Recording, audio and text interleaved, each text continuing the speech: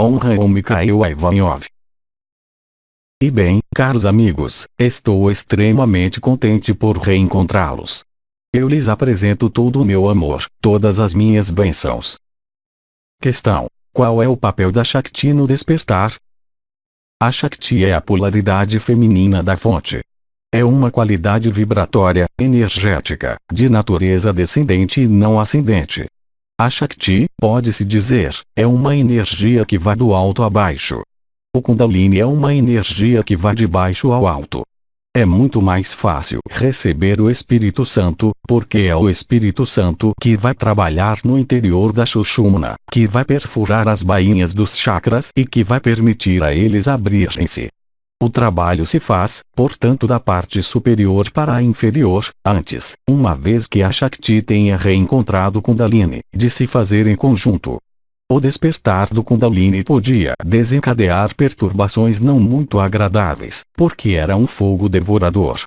O fogo da Shakti é um fogo feminino, digamos, que foi chamado conforme as tradições, a polaridade feminina da fonte, a Shekhinah, a Shakti, o Espírito Santo, etc., etc. Questão: o ego pode ter um desejo por ele mesmo? O ego é constituído de tudo o que tem a ver com a personalidade e com os chakras inferiores, e tudo o que tem a ver com a identificação do si na falsificação da matriz. Isso quer dizer, e foi-lhes exprimido. E, aliás, tudo que se revela nesse momento, como compreensão, em relação à chegada da luz vibral, pode-se dizer, que todo desejo é procedente do ego, por definição. Então, há egos que se vai qualificar de positivos, egos que se vai qualificar de invertidos, mas, em definitivo, o desejo nasce, sempre, ao redor e no interior do ego, ainda que esteja ligado, como vocês sabem, a condicionamentos inconscientes. Mas o inconsciente, como o consciente, pertence à consciência do ego. Apenas a consciência chamada Turiya é que está fora do ego, totalmente. Todas as outras consciências pertencem ao ego, seja a consciência de vigília comum, a consciência do sonho e a ausência total de consciência. Questão: é unicamente nesse mundo de crenças que a verdade pode dissolvê-las? A partir do princípio de que as crenças existem apenas nesse mundo, ou seja, no mundo de terceira dimensão que foi confinado, as crenças fazem parte do confinamento. Quando vocês tocam a unidade e vivem a unidade, vocês não têm crença alguma. Vocês se tornam a experiência. É simples. Portanto, aliás, nas dimensões unificadas, tudo é da ordem do experiencial. Absolutamente nada que seja ligado a algo que não seja vivido. Aliás, não há metal. Há apenas uma onda, que é a onda da consciência, e a onda da consciência revela-se a 360 graus, em todas as direções, em todas as dimensões e em todos os tempos. E é esse desenvolvimento que faz o conhecimento direto, digamos, interior, que não passa por filtros, por crenças. Quando vocês realizam o si, quando vivem o si, quando estiverem em outro lugar, vocês não serão mais limitados pelo que quer que seja. Questão: o amor que me promete a fonte, através de suas mensagens, fala-me muito mais por trás de suas promessas de eternidade. Eu a sinto autoritária, quando pede que eu me abandone apenas a ela. É uma interpretação egóica de minha parte? Oh, certamente não é uma interpretação egóica. Vou tomar outro exemplo que tenho, porque foi descrito, como chamar isso, mesmo na religião, pelas verdadeiras esposas místicas do Cristo. Há algumas, entre as estrelas, não é? A Teresa, a Gemma Galgani, a irmã Ivone, como ela se chama, Hildegard de Bingen, todas foram esposas do Cristo. O que isso quer dizer? Quando o Espírito de verdade, Cristo ou a fonte, porque eu e meu Pai somos um, ele dizia, quando o Espírito desvenda-se a você, homem ou mulher, não é uma questão de sexo, é claro, ele os quer inteiramente. E isso não é posse ou ciúmes. Ele lhes diz, com isso, que vocês não podem estar aqui e estar no Espírito. Portanto, é claro, isso pode aparecer, ao nível do ego, como possessivo e ciumento. Mas o espírito não combina com o que é falso. E o Espírito, quando se desvenda a vocês, sob a forma do Cristo ou do Pai, da fonte ou da luz, ele os quer inteiramente, porque essa totalidade é o que ele quer dar-lhes, é claro. E, é claro, a fonte, quando ela se exprimiu através desse canal, exprimiu isso, através, lembrem-se, da promessa e do juramento. Como é que poderia ser de outro modo? Vocês não podem servir a dois mestres ao mesmo tempo. É ou vocês, ou a luz. Ou o ego, ou a existência. Terminou, agora, eu já disse desde um ano. As nádegas entre duas cadeiras terminou. Vocês não podem ser metade a luz, quando há esse apelo. Mas é muito bonito. Questão. Que significa uma forte dor sentida ao nível do ponto profundidade, após a ativação do atalho unidade atração profundidade. As dores são ligadas a fluxos de luz vibral. Portanto, conforme as resistências que existem em vocês em diferentes lugares, não é similar às vibrações ao nível da coroa da cabeça, é claro, que podem fazer muito mal, em particular os pontos que estão na frente ou atrás, lateralmente, que vocês conhecem melhor do que eu. Isso pode dar dores extremamente precisas ou irradiantes. Não é grave. É, simplesmente, a abertura da porta que se faz assim. Agora, essa abertura de porta, quando se torna um pouco dolorosa, isso, provavelmente, quer dizer que, ou isso trabalha muito, ou existem zonas de resistência que estão trabalhando e evacuando-se. Agora, se vocês nada sentem, isso não quer dizer que nada acontece. Isso quer dizer que a ativação vai, talvez, esperar a revelação do cubo metatrônico, na totalidade. Do mesmo modo que vocês não são sincrônicos, em suas percepções da coroa radiante da cabeça. Um vai sentir mais atrás, um mais à direita, outro mais por toda a cabeça, outros, ainda, mais a barra no peito, que religa aos pontos Cristo e Miguel, e, outros ainda, a coroa radiante etc. O importante é viver isso, não é tanto compreender. Mesmo se tudo o que lhes dizem os amigos que eu lhes enviei, os anciões, antes, para atrair sua consciência sobre o arquétipo que é veiculado nisso. Não é para explicar-lhes, além da medida, um trajeto ou modos de percepções. O mais importante é a própria consciência vibração. Questão. Ter tido as trompas ligadas, clipes no ventre, obstruiu o trabalho em curso? Não, absolutamente nada pode pôr problema. Eu diria mesmo que, mesmo um instrumento de medicina que emitisse ondas eletromagnéticas, como vocês chamam isso, o truque para o coração, um marca-passo, não seria um obstáculo ao mecanismo que vocês vivem. Nem idade, nem a doença. Apenas a cabeça é um obstáculo. E o ego, mas é a mesma coisa. Questão. Que quer dizer filhos da lei de um? Existe uma única lei na unidade. Essa lei é a lei de ação de graça. Os filhos da lei de um são aqueles que estão religados à unidade e que são, todos, sem exceção, vindos da unidade. Mas vocês são todos vindos da unidade, mesmo quando não são ainda os filhos da lei de um. Mas são aqueles que são supostos de serem chamados a reconhecerem-se nessa denominação. Essa denominação faz parte do último ciclo.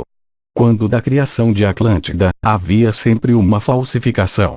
Os Elohim chegaram com certo número de vibrações. Eles semearam algo para que o espírito não adormecesse completamente.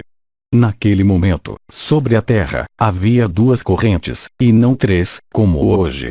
Havia os filhos de Belial, que estavam na rebelião em relação à unidade, que preconizavam apenas a dualidade. Para eles, a unidade não podia existir. Era algo a rejeitar. E os filhos da lei de um, que eram conscientes, eram aqueles que sabiam que existia algo para além desse mundo. Aliás, o vestígio desse combate. Os filhos da lei de um foram aqueles que haviam compreendido a essência do ensinamento do Cristo e o que ele queria dizer e o que ele significava ao nível das crenças deles. Para os filhos de Belial e da dualidade, tudo se resume num combate entre o bem e o mal. E eles estão persuadidos de que, fazendo bem, o bem deles, se possível, quer dizer que todos os outros são diabos. Eles serão ante todo o resto.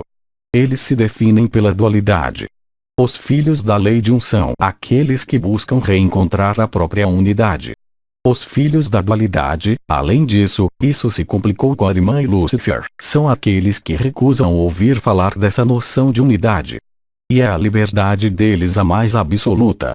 São aqueles para quem a luz apenas pode encontrar-se nesse mundo, na condição de ali permanecer. São todos os ensinamentos da loja negra. São todos os ensinamentos que foram construídos, a maior parte, no início do século XX e no século XIX, falando de um instrutor, de um salvador mundial, de uma melhoria da Terra, de uma idade de ouro sobre a Terra. Se põe, verdadeiramente, a questão, essas pessoas, quando vocês perguntam a elas o que é a luz, elas se definem como algo que é necessário adquirir para bonificar-se, para ir para o bem, para a vontade de bem, mas absolutamente não a unidade. Para eles, a unidade não pode existir, dado que eles não compreenderam a lei do espírito. Eles compreenderam, em contrapartida, a lei da alma. Mas não é a mesma coisa. Questão: por que minha cabeça é puxada para a direita quando do alinhamento de 19? Ela é, talvez, puxada para a direita porque as estrelas que estão desse lado trabalham mais naquele momento, simplesmente. Questão: poderia explicar a Lemoniscata Sagrada, sua posição exata e sua função? Creio que houve uma intervenção muito precisa sobre isso, há muito pouco tempo, há uns 15 dias. A Lemoniscata Sagrada, em sua totalidade, vai do que é chamado ponto OR do oitavo corpo ao ponto ER da cabeça. É subdividida em 3 partes. A parte que é conhecida, já, nos ensinamentos do budismo original, que é a junção do ponto AL do nariz ao ponto AL da cabeça, dando esse aspecto de Lemoniscata. A Lemoniscata é um símbolo da vida não falsificada. É a capacidade de viajar, segundo o princípio da espiral, em todas as dimensões. Então, a Lemoniscata Sagrada prossegue, após, pelo que é chamada a fonte de cristal, o Vajra, o 13º corpo, que é um veículo interdimensional que lhes permite extrair-se dessa dimensão falsificada para juntar-se à unidade que está, ela, acima do corpo. É a Merkaba. A Lemoniscata Sagrada assinala, em vocês, a ativação dos novos corpos, ou seja, seu retorno iminente à sua unidade. A Lemoniscata Sagrada tem, também, uma parte mais precisa de Eraer, que é ligada a tudo que é ligado à pequena coroa da cabeça, onde se encontra a imagem do chakra do coração. Portanto, a Lemoniscata Sagrada é um estado vibratório, que vocês encontram, aliás, na letra hebraica Aleph.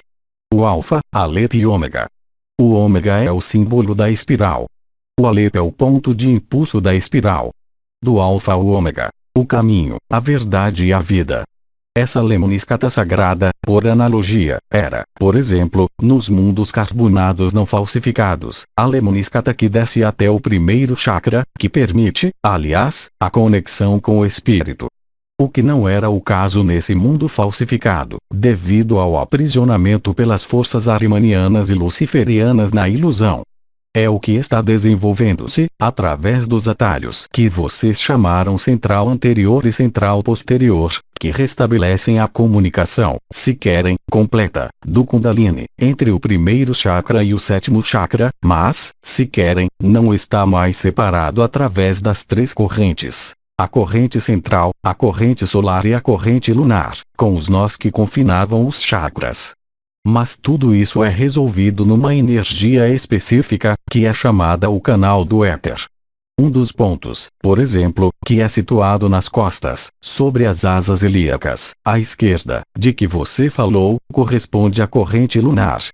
E à corrente solar, do outro lado, de Ida e Pingala. São essas correntes que são transmutadas para reunificar, também, ao nível do sacrum, a triunidade, tal como ela foi reunificada ao nível do coração. Questão: quando dos alinhamentos de 19, acontece-me de não sentir qualquer vibração, qualquer ativação de ponto. É normal? Vocês não têm, todos, os mesmos estados vibratórios, a cada minuto ou a cada dia.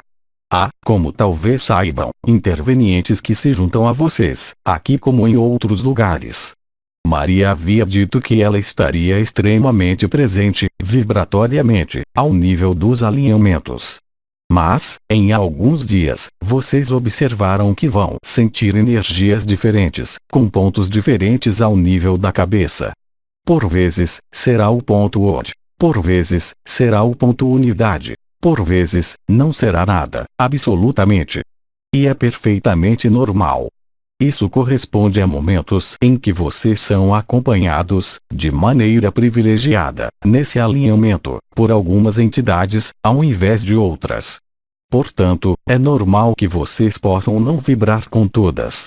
Vocês sentem menos, nesse dia, ou vocês nada sentem ou, por vezes, vocês adormecem. Isso não tem qualquer tradução, qualquer significação de anormalidade, eu diria. Questão: por que devemos viver esses processos, se nossos diferentes corpos e nossa alma são chamados a desaparecer? Nosso espírito eterno não pode, simplesmente, ser, e o humano desaparecer. Se fosse tão simples assim, isso teria sido feito desde muito tempo. Você fala de espírito, através dessa questão ou de outras questões. O espírito é eterno. O espírito é indissolúvel. O espírito é inalterável, inatacável. Sim, de acordo, mas provem-me. É fácil afirmar coisas como essa. Sou eu quem chama a isso coisas aprendidas. Mas, se vocês a vivessem, vocês já não estariam mais aí. Não se pode extrair uma consciência limitada dessa forma, para colocá-la no espírito. Os desgastes seriam consideráveis. Senão, não se teria esperado tanto tempo, uns e outros. Todos falam de corpo, alma, espírito. Alma, vocês já viram a alma? Se vocês falam de espírito, será que vocês viajam no espírito? Será que vocês vão ao corpo de existência? Se fosse tão fácil, tudo estaria dissolvido, já, desde muito tempo. Isso não pode se fazer assim. Questão: que significa que 1/3 das estrelas abater-se-ia sobre a Terra? É muito simples. Isso quer dizer, simplesmente, que, a um dado momento, vocês não verão mais as estrelas, tal como vocês as verem. As estrelas que vocês veem são vistas, e eu falo do olho nu, não falo mesmo de suas tecnologias, através de certo número de filtros. O primeiro filtro é o olho, que vê apenas algumas frequências, porque, se vocês tivessem a chance de ver o infravermelho, vocês veriam coisas específicas. Muitos seres, hoje, começam a desenvolver a visão etérea que, ela, estende-se mais para o ultravioleta, o que lhes dá a percepção do éter.